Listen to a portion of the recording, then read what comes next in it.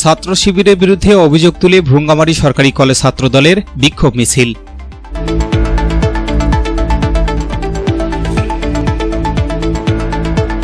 আসসালামু আলাইকুম। এমকে টেলিভিশনের নিয়মিত সংবাদে আপনাদের স্বাগত জানাচ্ছি আমি লাবণী। শুরুতেই শুনলেন সংবাদ শিরোনাম, এখন ডেস্ক থেকে বিস্তারিত।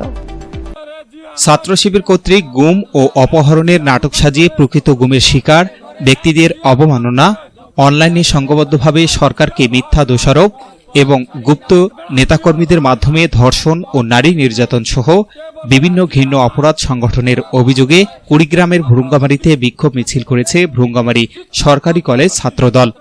বিক্ষোভ মিছিলটি ভ্রুঙ্গামারী সরকারি কলেজ প্রাঙ্গণ থেকে শুরু হয়ে উপজেলার প্রধান প্রধান সড়ক প্রদক্ষিণ করে। পরে সংক্ষিপ্ত সমাবেশে বক্তব্য রাখেন সংগঠনের স্থানীয় নেতৃবৃন্দ।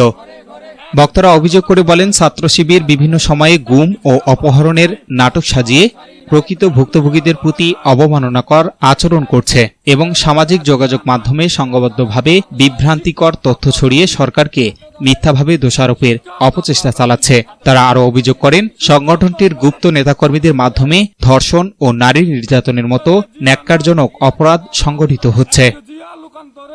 S Rahman, news desk, MK television. পরবর্তী সংবাদ দেখার আমন্ত্রণ জানিয়ে শেষ করছি এমকে টেলিভিশনের সংবাদ। এতক্ষণ সাথে থাকার জন্য সবাইকে অনেক অনেক ধন্যবাদ।